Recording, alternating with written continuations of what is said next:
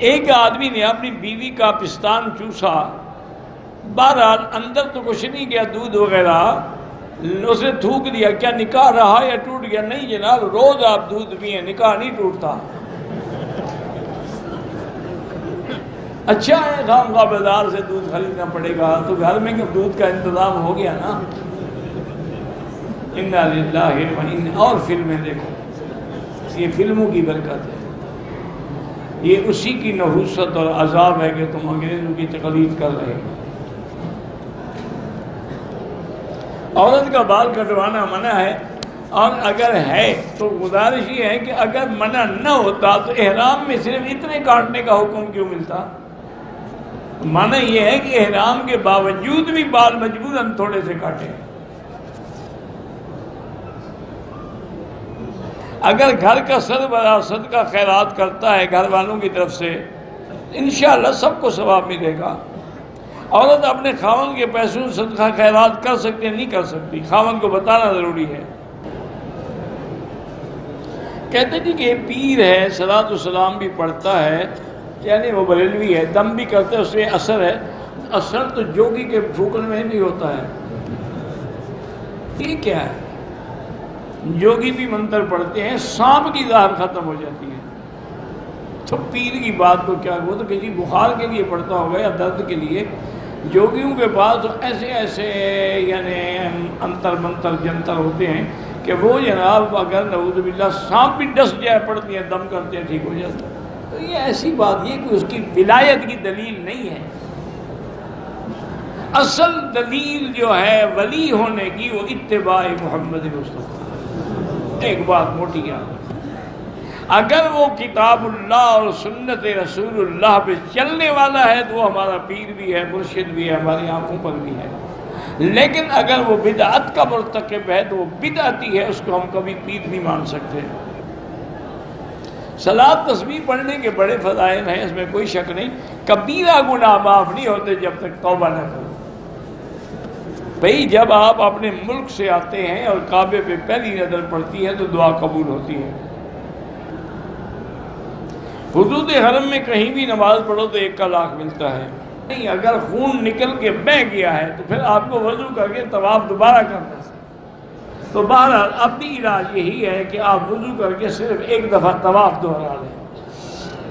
غیر مسلم کے ساتھ کھانا کھا سکتے ہیں؟ ہاں کھا سکتے ہیں۔ کہتے تھے کہ 4 بچے ہوئے ہیں آپریشن سے، اب ڈاکٹر کہتے ہیں کہ ابھی یہ اور بچہ نہ ہو ورنہ اس کی جان کا خطرہ ہے، تو روک سکتے ہیں۔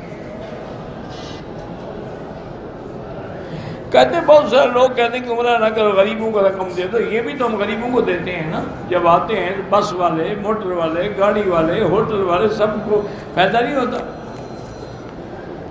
کہتے ہیں کعبے کا غلاف کالا ہے تو ہم بھی کالے کپڑے پہن سکتے ہیں، آپ پتھر کے بنے ہوئے ہیں، آپ پہلے پتھر بن جائیں پھر کالے کپڑے پہن۔ اگر ایک آدمی نے غلطی سے اپنی بیوی کو ماں کہہ دیا، کچھ بھی نہیں ہوتا۔ اگر ایک آدمی اپنی بیوی کو ایک ساتھ 3 طلاق دی اور بیوی کا روزہ ہو یا نہ ہو، 3 طلاق ہو گئی، بیوی کا کیا تعلق ہے؟ طلاق خاوند دیتا ہے، روزہ ہو یا نہ ہو۔ کہتے ہیں کہ میری بیٹی کی شادی ہو گئی، اس کی ساتھ جو ہے اس کے ساتھ سلوک برا کرتی ہے، تو وہ ہمیشہ اللہ سے یا ذا الجلال والاکرام، یا ذا الجلال والاکرام پڑھ کے دعا کیا کرے، اللہ رحم کریں گے۔ مطلب یہی ہے کہ مدینہ شریف جاتے ہوئے یا اپنے ملک جاتے ہوئے اپنا طواف کر دیں، چونکہ ایک حدیث مبارک میں ہے کہ ان یکون آخر العہد الطواف بالبیت، آپ کا آخری کام یہ ہو کہ طواف کریں، لیکن واجب نہیں ہے، واجب حج والوں کے لیے۔ کہتے جی آزاد کشمیر میں ایک رواج ہے کہ مردے کو دفن کرنے سے پہلے قبر میں سورۃ یاسین پڑھتے ہیں، دفن کے بعد اذان دیتے ہیں، یہ دونوں باتیں بدعت ہیں۔ ایک شخص کے پاس غصب کیا ہوا مال ہے، دوسرے شخص اس سے قرض لے کر تجارت کرتا ہے، کوئی بات نہیں، قرض لیا اس کا کیا گناہ ہے؟ مال حرام جس کے ساتھ اس کے ساتھ حصے داری نہ کریں تو اچھی بات ہے۔ جب وطن واپس جائیں طواف الوداع واجب نہیں لیکن بہتر ہے کریں۔ سرکاری ملازمین کو جی پی فنڈ ملتا ہے وہ ان کی اپنی تنخواہ کا پیسہ ہے، وہ لے لیں، بالکل نہ چھوڑیں۔ مسجد نبوی میں ایک نماز کا جو ہے 1000 ہے، 50,000 والی روایت ضعیف ہے۔ طواف کے دوران میں نے منہ میں نسوار رکھ لی، وہ طواف نہیں ہوا، دوبارہ کرو۔ کہتے ہیں مدینہ پاک میں ہم حضور کو حاضر ناظر جان کر صلاۃ و سلام، جب آپ ہر جگہ حاضر ناظر ہیں مدینہ کیوں جا رہے ہیں؟ تو صاف ظاہر ہے کہ آپ مدینہ میں حاضر ناظر نہیں ہیں۔ بہرحال اللہ کے تمام انبیاء زندہ ہیں اور حضور پاک بھی اپنے مزار مبارک میں زندہ ہیں، اور یہ بھی حضور نے فرمایا ہے کہ جو دور سے درود شریف پڑھے فرشتوں کے ذریعے پہنچایا جاتا ہے، اور جو میرے مواجہ شریف میں آ کے صلاۃ و سلام پڑھے میں اس کو سنتا ہوں۔ نماز میں خشوع اور خضوع پیدا نہیں ہوتا، اس کا طریقہ یہ ہے کہ جو کچھ پڑھتے ہو نا ایک ایک لفظ پہ غور کرو، الحمدللہ رب العالمین، اس طرح 8-10 دن جب غور کرو گے نا خود بخود خشوع پیدا ہو جائے گا۔ کہتے ہیں ہمارے ملک میں بڑا جھگڑا ہے کہ مردے سنتے ہیں یا نہیں سنتے ہیں، اللہ ہدایت دے دونوں کو۔ میں نے بتایا تھا نا شاہ جی ایک دفعہ تقریر کر رہے تھے، کسی نے چٹ لکھا کہ حضرت آپ کا کیا عقیدہ ہے، مردے سنتے ہیں یا نہیں سنتے؟ انہوں نے کہا میری تو زندہ بھی نہیں سنتے تو مردوں کی بات کر رہے ہیں۔ گھر میں نماز کیا، کوئی رشتہ دار مرد گھر میں آ جائے جس سے پردہ کرنا ضروری ہو تو نماز میں لگے رہنا ہے، نماز توڑ کے پردہ کرنا نہیں، ہر حال میں آپ نماز پڑھیں اس کے بعد پردہ کریں۔ باپ کا کاروبار سود کا ہے، ان نے مجھے دے کے عمرہ کرایا، وہ جائز، بالکل آپ کا کیا گناہ ہے؟ وہ گناہ گار وہ ہیں جو سود کھاتے ہیں۔ کوئی آدمی اپنی زندہ بیوی کی طرف سے عمرہ کر سکتا ہے، خوشامد کرنے کے اور بھی کئی طریقے ہیں، عمرہ ضروری تو نہیں، اس کے لیے کوئی گفٹ شفٹ لے جاؤ۔ دعا کریں کہ اللہ میری اولاد سے بھی یہ دین کا کام لے لے۔ میں نے 2 مرتبہ بچپن میں خواب دیکھا تھا، کسی کو بتانے کی ضرورت نہیں ہے۔ رکن یمانی کا دور سے اشارہ نہیں ہوتا، موقع ملے ہاتھ لگاؤ اور اشارہ نہ کریں۔ عمرہ کر کے اپنا سر نہیں مڈاتے، جیسے کہ ہمارے ہاں کے بڑے بڑے لوگ آتے ہیں سر نہیں مڈاتے، احرام عمرہ ہی نہیں ہوتا، دم پڑ جاتی ہے، اور ان کا احرام بھی نہیں ختم ہوتا جب تک سر نہیں مڈائیں گے، بال نہیں کٹائیں گے، ان پہ دم پڑتی رہے گی۔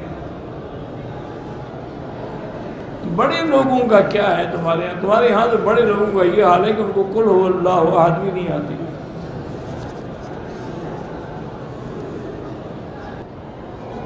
بچوں کو فرما بردار بنانے کے لیے اللہ تبارک و تعالیٰ سے ایک تو دعا کیا کریں، اور دوسرا رب ھب لی من لدنک ذریۃ طیبہ انک سمیع الدعاء، اور اسی طرح اصلح لی فی ذریتی انی تبت الیک و انی من المسلمین، ہر نماز کے بعد پڑھا کریں۔ حرام مال کوئی وجہ صدقے کے درد ہے، بھئی تمہارا گناہ نہیں، جس نے دیا ہے وہ گناہ گار ہے، اس کو حرام کا کوئی ثواب نہیں۔ اگر عورت نے عمرے کی نیت کر لی، احرام بھی باندھ لیا ہے، اگر آ جائے ہے تو عمرہ نہیں کر سکتی، بیٹھی رہے۔ اگر طواف کر لیا، صفا مروہ میں حیض آ گیا، صفا مروہ پوری کر لے۔ واللہ اعلم۔ ربنا تقبل منا انک انت السمیع العلیم وتب علینا انک انت التواب الرحیم۔ یا حی یا قیوم برحمتک نستغیث، یا حی یا قیوم یا ذا الجلال والاکرام، یا ذا الجلال والاکرام۔ اللہم فرج ہم المہمومین، نفس کرب المکروبین، واقض الدین عن المدینین، واشفنا واشف مرضانا ومرضى المسلمین، واشفنا واشف مرضانا ومرضى المسلمین، واشفنا واشف مرضانا ومرضى المسلمین۔ اللہم ارحم ضعفنا واجبر کسرنا، واشفنا واشف مرضانا ومرضى من أوصانا، وارحم موتانا واستجب دعاءنا ولا تخيب رجاءنا برحمتك يا أرحم الراحمين۔ اللهم إنك عفو كريم تحب العفو فاعف عنا، اللهم إنا نسألك العفو والعافية، اللهم إنا نسألك العفو والعافية والمعافاة الدائمة في الدين والدنيا والآخرة، اللهم إنا نسألك العفو والعافية وتمام العافية وتمام العافية والشكر على العافية۔ یا اللہ حرمین الشریفین اور بلد الامین کو قیامت تک ہر فتنہ سے محفوظ فرما۔ یا اللہ بیماروں کو شفا عطا فرما، ہماری ظاہری باطنی روحانی جسمانی نفسانی بیماریاں دور فرما یا اللہ بے حیاؤں کو حیا عطا فرما بے اولادوں کو اولاد صالح عطا فرما جن کے گھروں میں بچیاں ہیں اللہ ان کو خیر کے رشتے نصیب فرما بے روزگاروں کو روزگار عطا فرما قرض داروں کے قرض عطا فرما جن کے رزق میں تنگی ہے ان کے رزق میں برکتیں عطا فرما یا اللہ مساجد مدارس پوری دنیا میں جہاں دین کے ادارے ہیں دین کی جماعتیں ہیں دین کے افراد ہیں دین کے کام کرنے والے ہیں سب کی حفاظت فرما یا اللہ مسلمان فلسطین میں ہیں حلب میں ہیں شام میں ہیں کشمیر میں ہیں عرب میں ہیں عجم میں ہیں افغان میں ہیں ان کی جان مال آبرو عزت کی حفاظت فرما ربنا ظلمنا انفسنا ان لم تغفر لنا وترحمنا لنكونن من الخاسرین ربنا آتنا فی الدنیا حسنۃ وفی الآخرۃ حسنۃ وقنا عذاب النار صلی اللہ تعالی علی خیر خلقہ سیدنا محمد وعلی آلہ واصحابہ اجمعین اللہم صل علی سیدنا محمد وبارک وسلم